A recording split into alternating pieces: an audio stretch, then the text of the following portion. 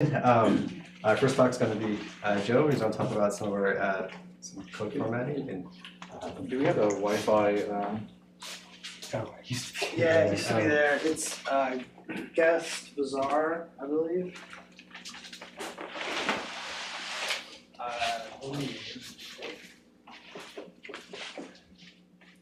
And then bazaar noise.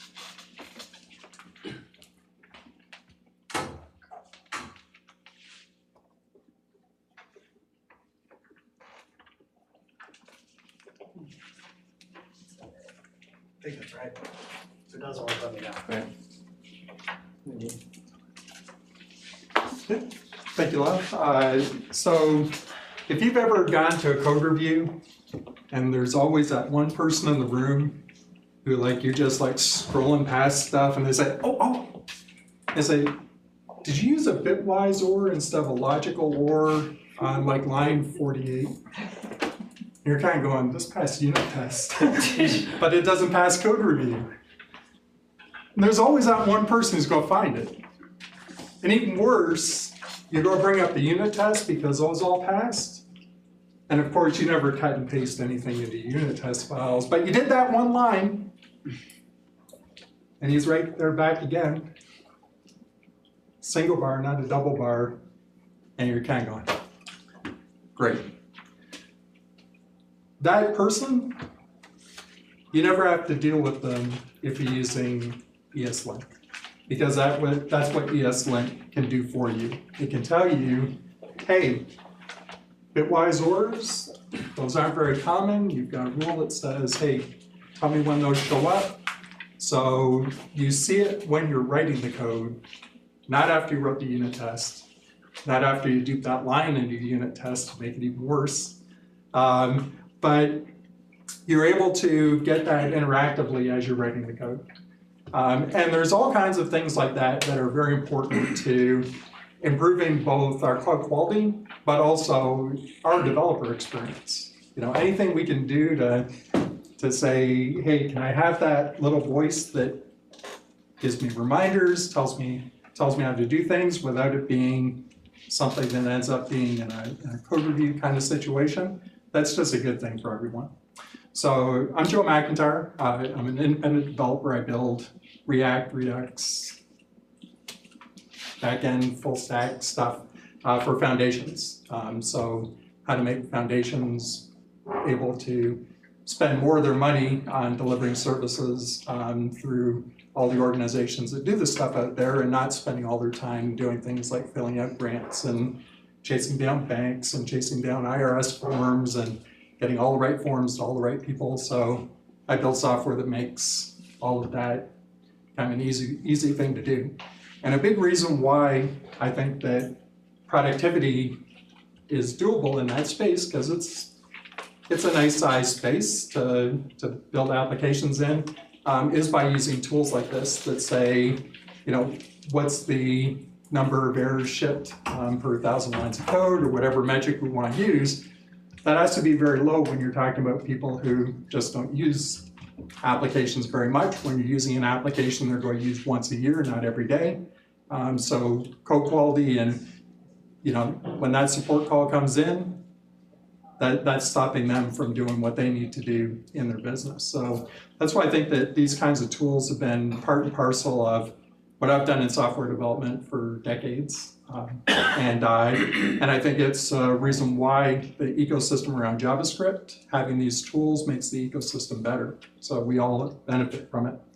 I'm also going to talk about Prettier, which is a nice complement to ESLint, and how that can be helpful as well in looking at your tool set and how they work together.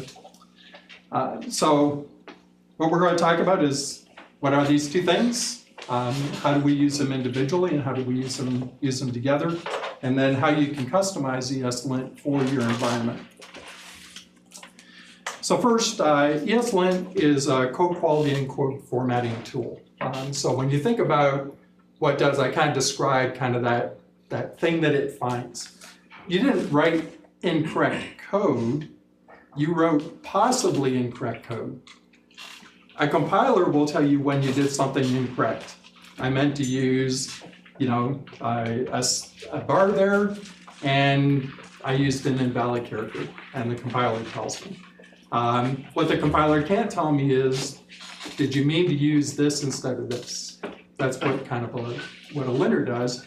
And as we'll see, there's some domain-specific linters that allow you to understand even what kind of code you're writing, not just here's generic JavaScript.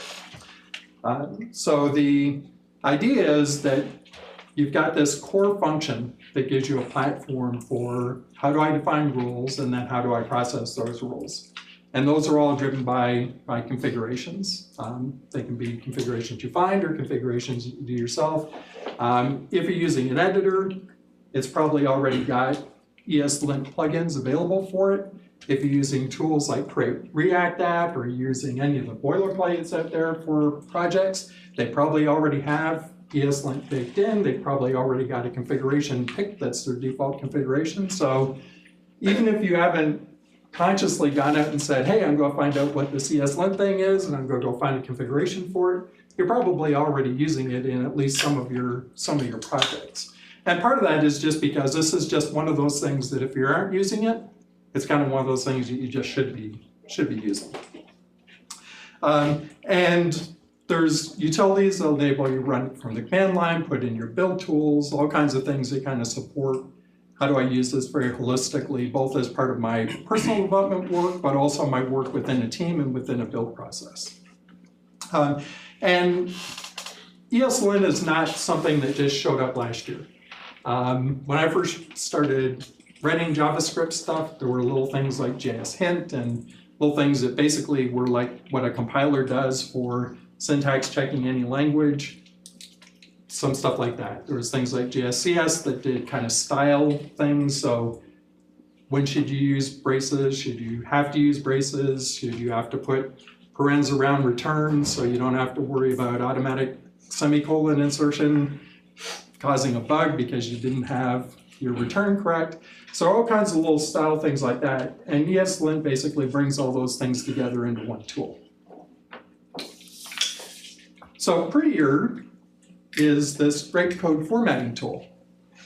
And sometimes people say, well, if I have Prettier, do I need ESLint anymore? Because I'm just going to shove all my code into Prettier and it'll just generate out all this great code. And it creates the formatting, but it doesn't do the other part, which is the analysis to say, what is it that looks like it might be an issue? What are the things that you're going to look at from a program perspective, not just a what does it look like perspective. So Prettier does a really awesome job at saying, how do I take all of this munge of code that's out there and how do I make it all readable in a consistent form? So when you think about what is Prettier, it's that parsing and formatting piece of the code. It's got minimal options. The idea is that all code looks the same. So if you go from project to project to project, you're kind of reading the same formatted code. Editors and IDs, just like ESLint, have plugins supported. Unlike ESLint, whether Prettier is there or not is not kind of as universal as ESLint. But it's in a fair number of places, and more projects are adopting it, especially collaborative projects where you expect a lot of people to submit PRs. You don't want to get a PR and then have your code all look different. So that's one of the big benefits of using Prettier in a distributed environment. And just like ESLint, there's utilities. So if you want to put it into your pipeline for code check-in, if you want to automatically run Prettier and stuff, you can do that as well using the utility tools. So there's a word that's important to understand in the context of all this, which is opinionated. Opinionated means when I have something that I'm shipping, how much of my opinions am I shipping with that, whatever it is. In this case, we're talking about tools. So if something is very opinionated, it's going to be kind of a black box, out of the box. If you like it, you like it. If you hate it, you hate it. There's not a lot of configuration that goes along with it. So it's kind of a good thing and bad thing. if it's a good match for your needs, it means you don't have to spend lots of time figuring out how do I make my build system work and how do I incorporate this in my workflow and how do I read through all this configuration to figure out what I have to do with it. But if it doesn't work the way you want it to, you're just kind of stuck. So Prettier is extremely opinionated. If you go read their issues, you'll find out how opinionated they are. Prettier really isn't neat. If you go look at standard JS, which is another activity, they're kind of the same way. They say all JavaScript should look like this. There shall be no semicolons. It's like just never going to happen. Doesn't matter. So that's an example of opinionated. ESLint, on the other hand, the core technology is completely unopinionated. But you can pick the rule set you want that can be as opinionated as you want. It can be very lightly opinionated, or it can be like just as opinionated as Prettier, and it can be everything in between. But again, you're kind of making your choice at what you want to get out of the tool. So a common thing that comes up is Prettier does everything I need except this one thing. And so you go out to Prettier and open an issue. And Prettier says, yeah, that's nice. If it isn't a bug, it's your opinion, not our opinion. So, and you can read just as much as you want. Great insomnia relief is go open up an issue on why my one thing isn't going to make it into Prettier. And that's fine, because you know what you're getting. When you go into Prettier, you're saying, this is what I'm getting. So if you want your own opinions, fork it.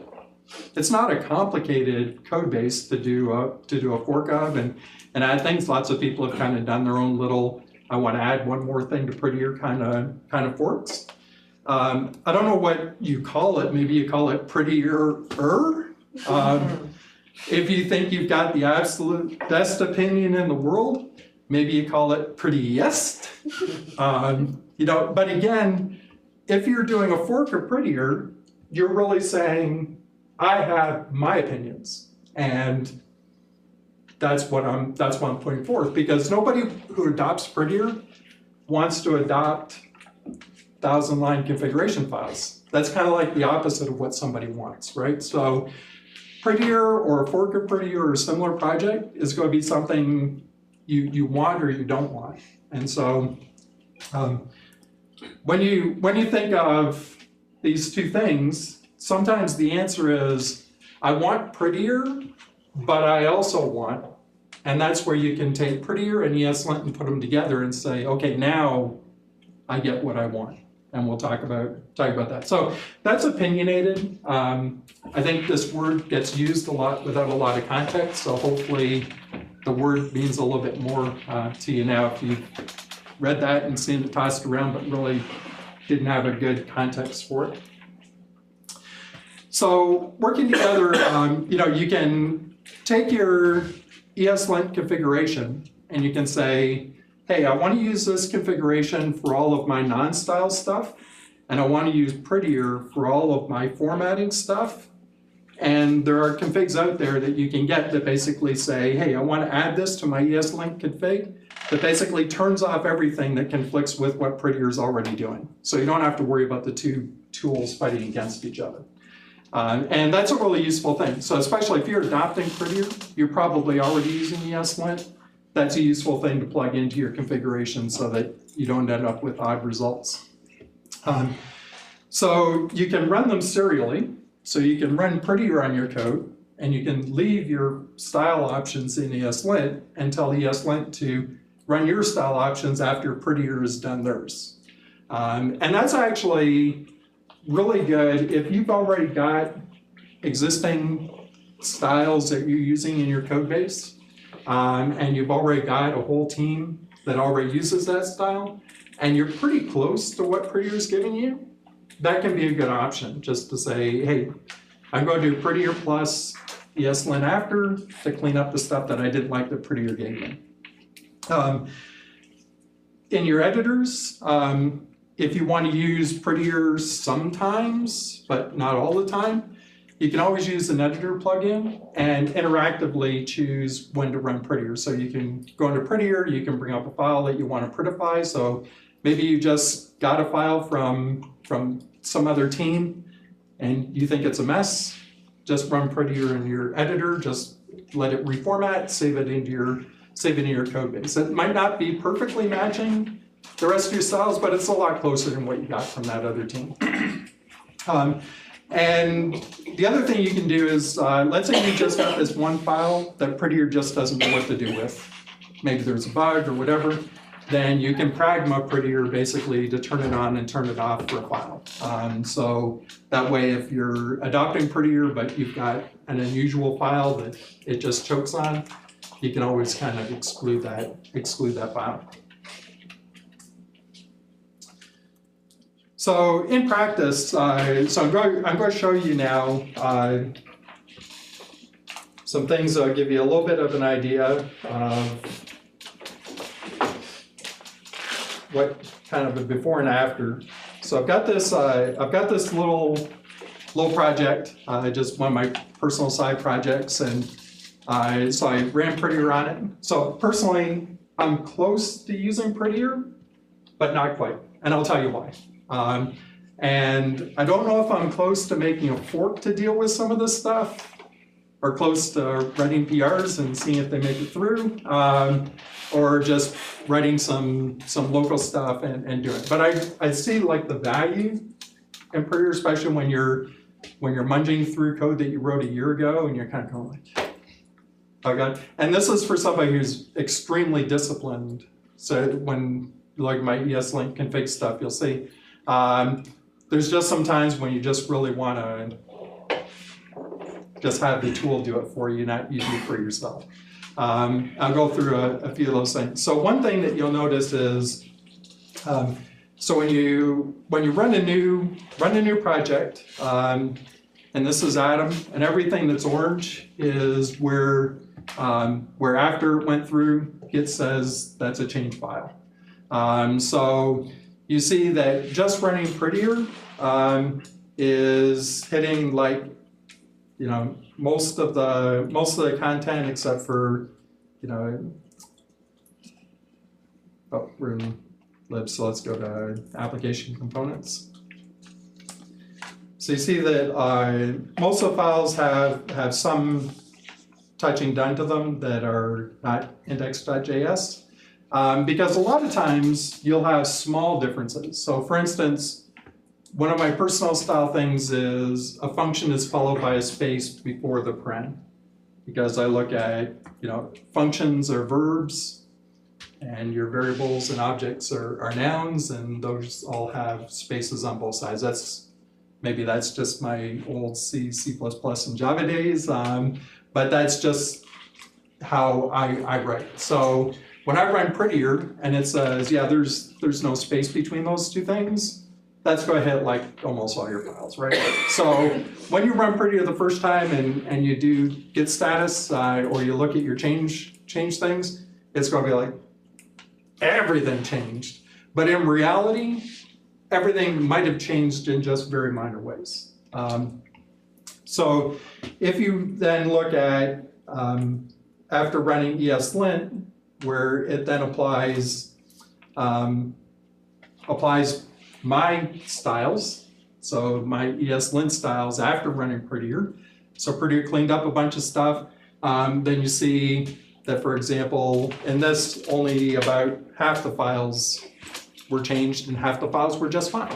So that's something that, like I said, if you're already disciplined on code style, chances are that when you run Prettier in ESLint, you're going to end up with something pretty similar.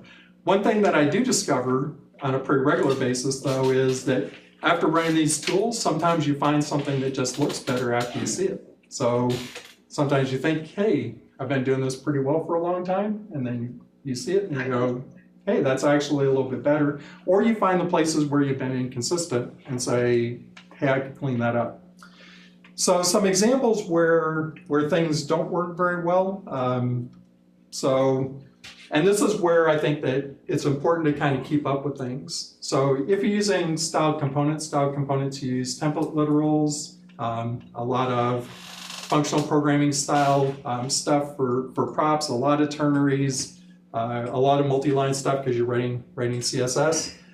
This is something that Prettier is still kind of swing and miss. So yes, it reformats stuff, but as you can see, kind of like in the red here is the pre where I've got a mix-in that's size and then border radius underneath it. And it didn't recognize that size was a mix-in, so it doesn't have to have a terminating semicolon. And so it put border radius right after the mix-in. So that's kind of undesirable. And then in the ternaries, we kind of got the template literal spaces that are kind of out in nowheresville. And just running this from Prettier itself, I think it was actually a little bit worse because now we've got the ternary operator on its own line and things aren't kind of balanced indentation wise. So there's some things where you'd say, hey, if I'm using a particular technology at this point, make sure that kind of Prettier's caught up. I know this is an area that they're working on, so it might be, next rev, this is cleaned up and you're able to use it. So this is one of the reasons why it's a good thing. If you're thinking about using Prettier, run on something you already have. Kind of look at some of the diffs, find out the problem. And I'm kind of only pointing out kind of what I consider to be the showstopper stuff. I wouldn't want to have this code sent to somebody else and have them kind of go, do you know what columns are? You seem to be confused. So that's definitely something that could be cleaned up some. For that mix-in, was that coming actual runtime error, the way you formatted it, or was it just? No, just a style thing. So this is, okay. When you're talking about, so from a Prettier standpoint, your runtime should be exactly the same because it's exactly the same code. It's just the style and formatting that's changed, not the actual runtime. I thought you mentioned about the semicolon missing, because there are some like weird bugs with you're missing a semicolon and things get put on the same line and like. Right. Yeah, and in this case, the semicolon is in the mixin, okay. So that's why you don't have to add the extra one at the end of it. Yeah. I think that the issue with this one, that you're only you have one arrow function, and then the style components, like documentation, what they do is per attribute they have props, and they actually destructure that props to only the thing that's relevant to that one component. I think Prettier is it doesn't really know about the template literal inside the template literal configuration. But what's the mix-in thing that you were talking about? Oh, so that lets you define a fragment of CSS and then basically just include it in another piece of the style component. Okay. So I do that for font definitions, size definitions, stuff like that, where you've got something you already share across a bunch of them, and it's just a CSS fragment. Have you seen any issues, specifically with style components? Any posting issues, on Prettier saying, hey, my style components are getting kind of messed up here? Is anybody working on this? Yeah, and it's something that, so in recent versions, they've had Prettier working with the StyleLint folks who do the linting for CSS stuff, and they've had specific discussions around the layout of style components, because style components is just template literal, so they're going to see this every time there's template literal, so it isn't unique to style components. Style components just is kind of pushing the envelope on how creative we are with using template literals and how we want them to be laid out. So I expect this is something that, hopefully soon, but at some point somebody will, submit a PR and say, hey, this fixes this piece, and a couple PRs later, everything's happened. I think they only expect it to be one template literal, one set of backticks, and then you're using JavaScript inside of there to evaluate. And because with style components, you're using a lot of logical ands and a lot of ternaries to kind of select out things, and then you've got ternaries with ternaries because you have to drill down into themes. So theme and theme.font and theme.font size. And so you end up with these kind of lists of things and then a template literal at the end, and yeah, so even writing it by hand sometimes can be a little messy. So so it's definitely something. But I'll use another example. So this was a little piece of auth code, and you'll see that there's passport used, and then a new strategy that shows up as a parameter and then goes into a try. And after running it through Prettier, it actually takes that out and puts it on the next line and then indents the try one. I actually thought that was, hey, I should be doing that. So it was a good example of, hey, I just took this random piece of code for tonight's meetup and I found something that's like, hey, I like the way that looks better than the way I was doing it before. So that's kind of a neat discovery that you might make about some things in your code base. Some things that are hopefully on the checklist of things, but this is one of those things when we talk about opinionated, a little bit dogma thing, which is, if you have more than 3 things in your list, then they all should be on the same line. So this is a little thing, just manage form, but you can see that, I've got 7 lines being consumed by this, and I've got fields that stretch out in the middle because it's got a destructuring in the middle of it. And that to me just looks a little weird because the original was just like a list, right? Because destructurings are all lists. Now this is a simple form. Lots of software with forms. I'm sure lots of people have to deal with forms. Forms have long lists of things. And so ending up with your pages filled with just single column things, that's something I think can be a little better. But that's kind of one of those things where this is the kind of thing where you can get feedback in. And like I said, most of the time when you put something in, the opinion doesn't change. But sometimes you say, hey, this is something that you already know that you're kind of deciding these cases.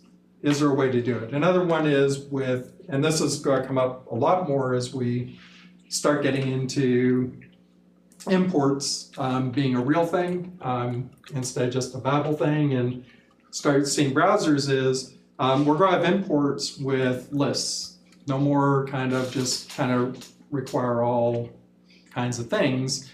And when you get into those lists, then you can end up with the same problem. So ideally what you'd see is this be like 2 lines, just like you get with a function call, not when you have your imports, stretching out over pages. So there's little things like that that you'll run into that are kind of the trade-off, but at the same time there's all kinds of other things that are kind of the benefit. But I think that's important to understand is when you're adopting the tools, what you're going to look for, and when you get down to it, it's what's acceptable, not what's perfect. Nobody's going to do perfect, right? That would be Prettiest, that fork of the perfect Prettier tool. But everybody's going to have a different perfect tool. So what you're looking for is, what's the thing that's acceptable and you can get the benefits out of what you're using. So if we go back to here, then we'll talk a little bit about what ESLint does so you can understand a little bit more about that. So ESLint builds an abstract syntax tree and then it analyzes it. So it doesn't just look at your code as here's a flat set of text and I'm just looking to see if all the symbols are right. That'd just be a BNF parser. Instead, it's building what a compiler would see, and then it can understand what are the relationships that are existing between all of these things and what are the desirable sets of relationships, and it can compare those to do best practices and stack analysis to determine correctness and all kinds of other good things. In order to decide what to do with all that information, you use configuration files. And you can have, very robust configuration files. You can have very small configuration files depending on what your particular need is, or you can combine them. I used the example earlier of saying, hey, can I have an ESLint config that just excludes all of the stuff Prettier is already doing for me? You might have an ESLint config that's specialized into a domain. And you can just add that to your generic. I use this file for everything. So ESLint also has plugins. So plugins allow you to basically add new domains. So a couple of them are imports and React. These are two that I use all the time. The import plugin is really useful because it tells you, are your imports correct? And when you're dealing with libraries and relative directories and refactoring stuff, it's really important to have your linter tell you, one too many double dots, or you have 2 slashes there. The compiler isn't going to like that. Or what are the names that you're using? Are those names valid for the thing you're importing? So that's a really useful tool, and it's all about a bunch of rules about how imports work. And likewise, there's an ESLint configuration and plugin for React that knows all about JSX and what are best practices for JSX, and should you be having your closing angle on a HTML be on the following line, or do you care? I think that's one of the things when you're reading JSX especially, one of the things that I find very difficult is if somebody uses the closing angle at the end of the HTML line, distinguishing a prop from content that's within the HTML element can be really hard to see when you're scanning quickly through a piece of code. So having that be an error to say, don't use a new line before the closing angle, makes it much easier to quickly scan code and find, here's the content I'm looking for, or is there something incorrect here? ESLint customization. There's two parts of configuration or customization. One is, how do I add more rules? And we've kind of talked about a few things there. The second is, what rules apply to what code?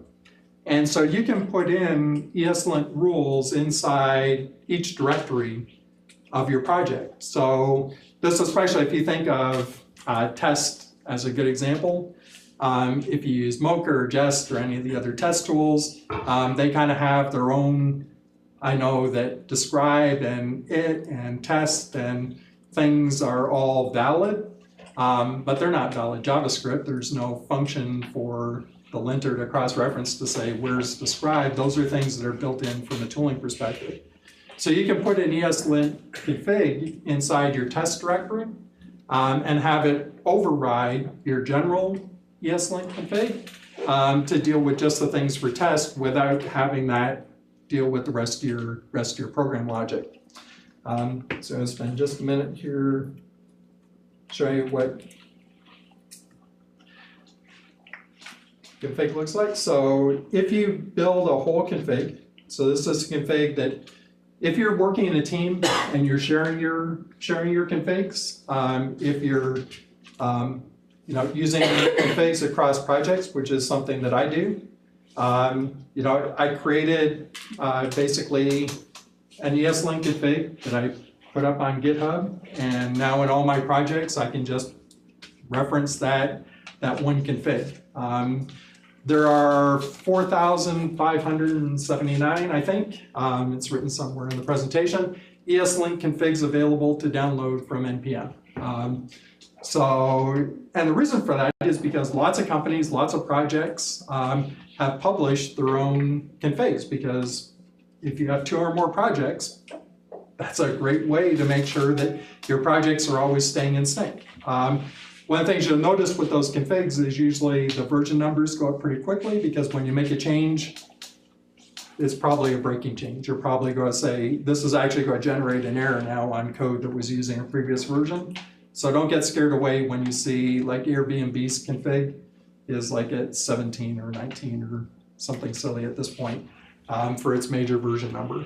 It just means that, as you crank out these rules and change them and make different decisions, you're going to cause linting errors in old code. So that's why the major version changes. Building your own thing. So what I did was I basically looked at a bunch of things that were out there and said, what seems to be a good way to approach this? And so I took Airbnb's breakdown for how they structured, here's the different categories of rules. But they have a pretty complex build because they're building all kinds of stuff. And I just wanted something simple. So my build is very simple, but the rules are basically based on Airbnb's config, which covers 100% of the rules for ESLint, React, import. They also use accessibility as a rule set. I didn't because I found that the accessibility rules, one, I was writing too many overrides. I was writing too many disable ESLint for this line because a lot of the accessibility rules they're not like you did this right or you did this wrong. It's like, it's very nuanced. It's accessibility, right? It's, so I found that it was very hard to get lint to be consistent across all my code bases for accessibility because my code bases address different levels of accessibility. I didn't want to go keep rewriting accessibility every time that I went to another code base. So that's one of the things with ESLint that sometimes it's just hard to get something that you're happy with, and sometimes you just have to say, maybe I can come back to that. But this is a very simple thing to build and maintain and then use across your project. So within your teams, this might be a good thing to do. If you don't publish to NPM, you can just use yarn pack or npm pack and just put it into a zip or a TGZ and just include it from a local resource instead of the public registry, or you can publish it to a private registry.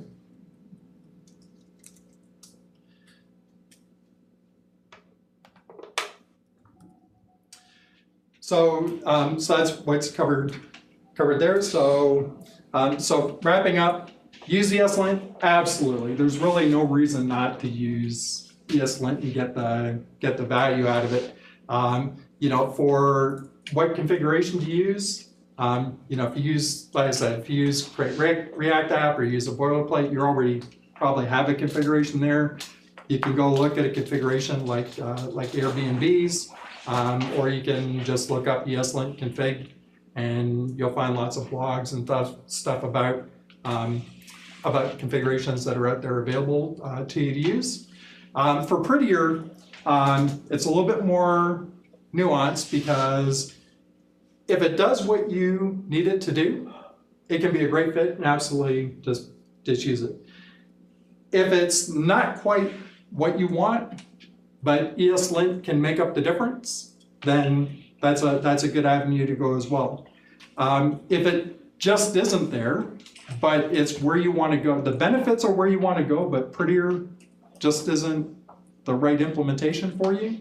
If it's just something that's evolving, like I noted style components was a place where they're getting there, then just check back and see when it hits that good enough for you, then you can adopt it.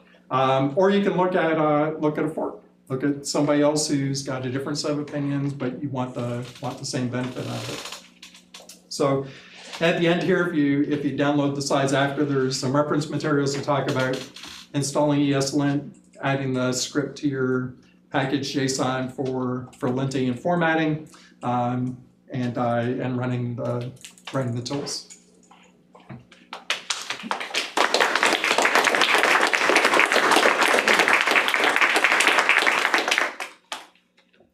So Duncan is up next.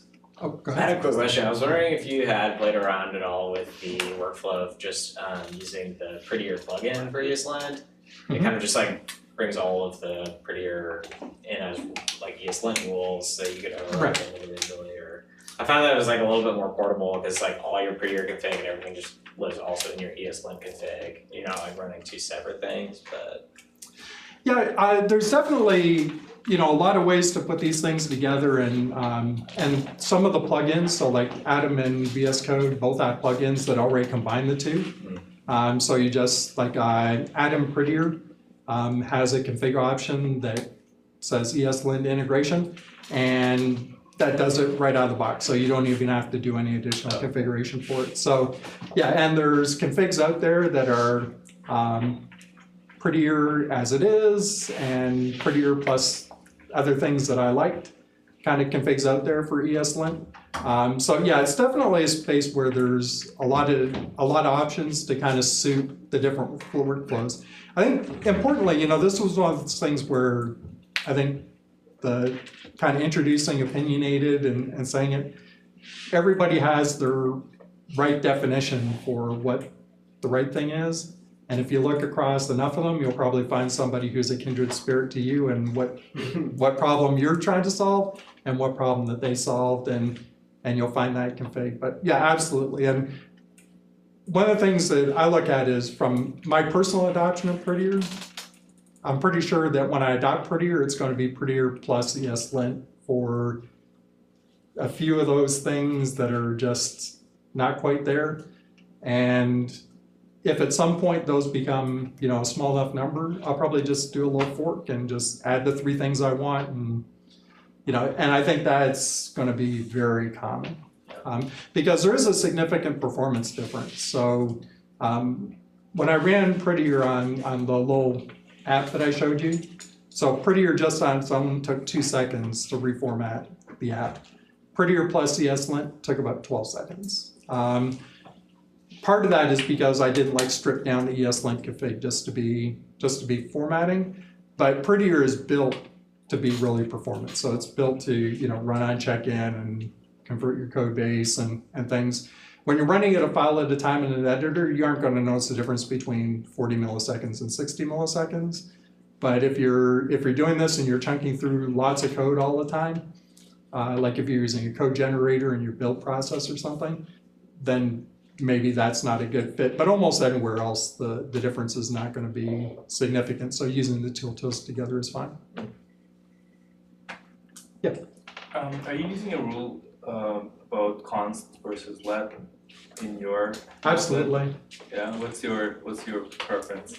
So so the rules I have set up in ESLint config, I'm pretty sure these are exactly the same as Airbnb's rules if you just want to go through those. But const will always be correct as long as there isn't another assignment. Let will only be correct if there's another assignment. So if I say let up here, and then I don't actually do another assignment to it, it'll flag the let as an error.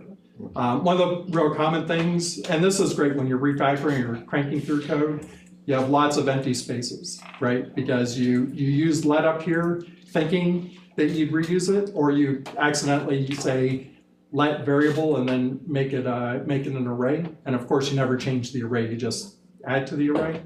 So that's a good thing where lint comes back and says, hey, did you mean this to be a const? Because you actually didn't reassign that later. And then I've got a rule that basically says pretend var isn't part of the language. Just to make sure that, you know, all my old code gets updated to letter const. Cool. Yeah, I mean, there's so many little things like if you remove a variable that was part of your state down in your render, it'll tell you you've got an extraneous variable up in your state definition, which you might realize I shouldn't have removed that from render because I was actually using that somewhere and now I'm not using it and I really shouldn't have done that. So those kind of like things that cross functions, especially you're not going to see your constructor when you're working down in render usually. Those kinds of things are really helpful for you kind of introducing bugs because you weren't thinking about some other part of the code that you were working on.